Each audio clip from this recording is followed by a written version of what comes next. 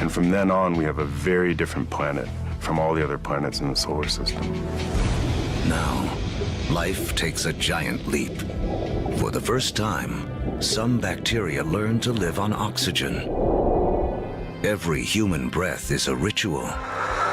2.5 billion years old. Life tends to stick with what works, even over the course of billions of years. Oxygen is a game changer. By taming its power, life has found a better way to energize itself. 20 times more efficient than anything used on Earth before. What life does with all this new energy will be the story that leads to us.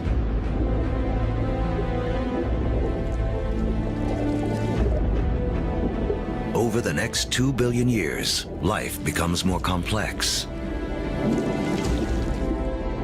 Skies become blue, and so do the oceans that reflect them.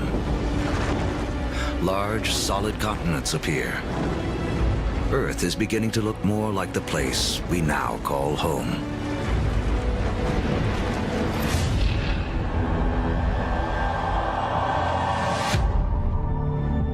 $550 million years ago, as the planet celebrates its 4 billionth birthday, oxygen levels in the atmosphere have risen from next to nothing to as much as 13%.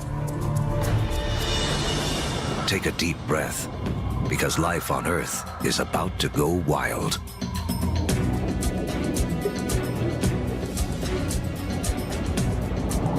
This is the Cambrian explosion, biology's version of the Big Bang. Right after you have abundant oxygen, you get size and complexity. And oxygen lets you do that.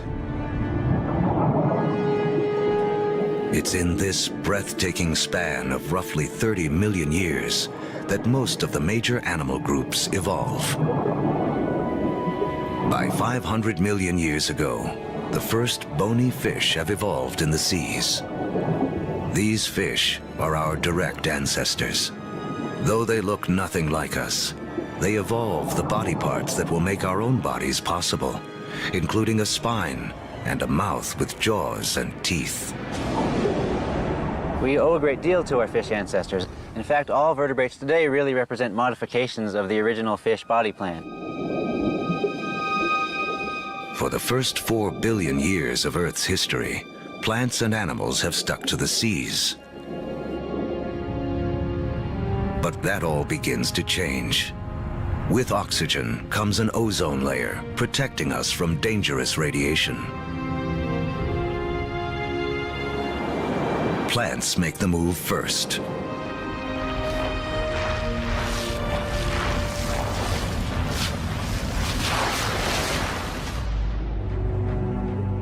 Around 400 million years ago, animals are ready to take the leap. Among the first ashore are the amphibians, whose descendants will include us. The most amazing thing about animal evolution ever, for me personally, is that moment that first amphibian walks out of the primeval ocean onto land and takes a big gulp of air. Kind of like great-great-great-great-great-great-grandpa coming out of the ocean and seeing this fantastic world. And it's like, hey, I can live here. Look at those trees, look at those bugs, there's food here, I can do this.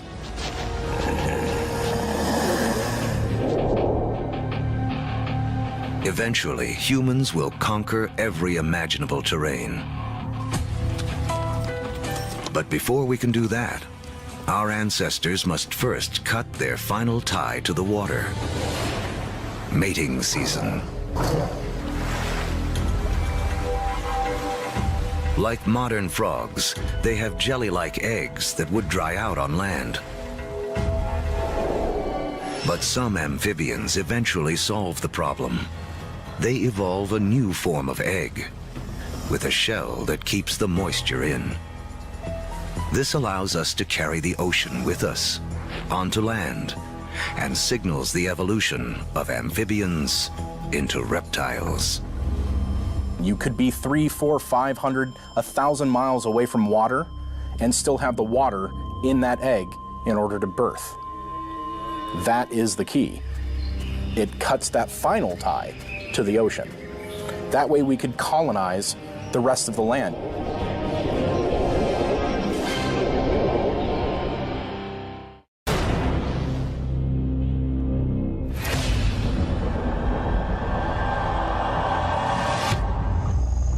$300 million years ago, life flourishes in massive tropical swamps where planet Earth is cooking up a surprise.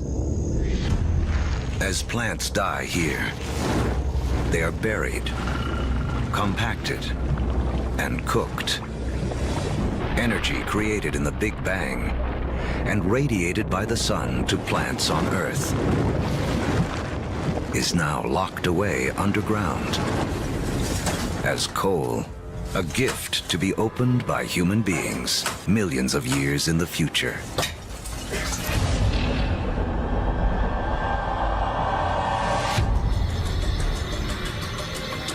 $250 million years ago,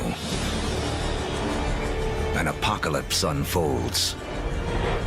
The biggest spike in volcanic activity since the early days of the planet.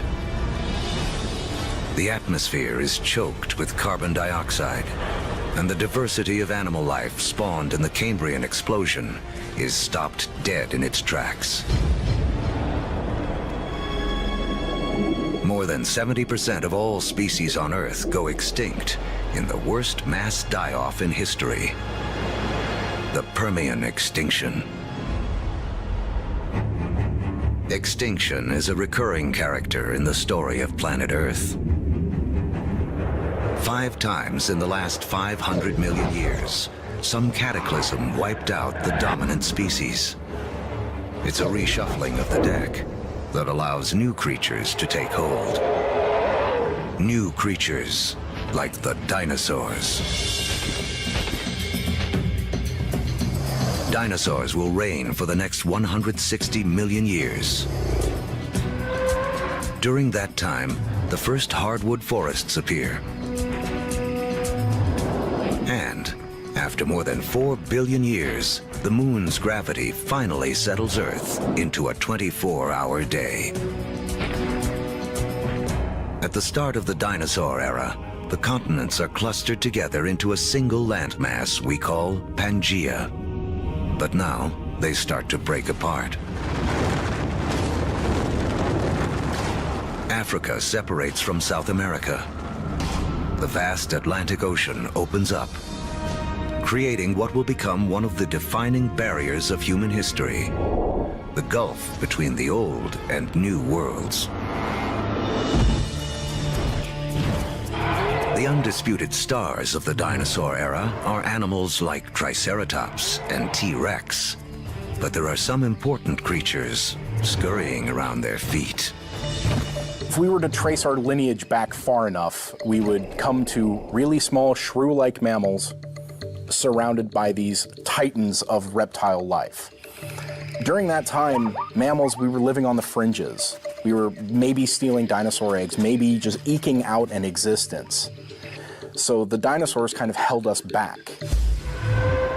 The biggest headline of the history of dinosaurs, which is 160 million years, is that we lost.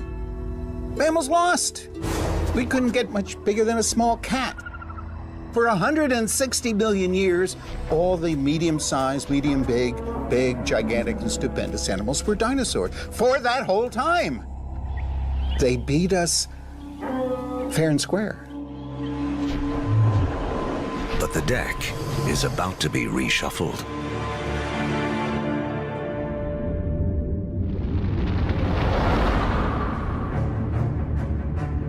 $65 million years ago, a 6-mile-wide object, likely an asteroid, slams into the Earth.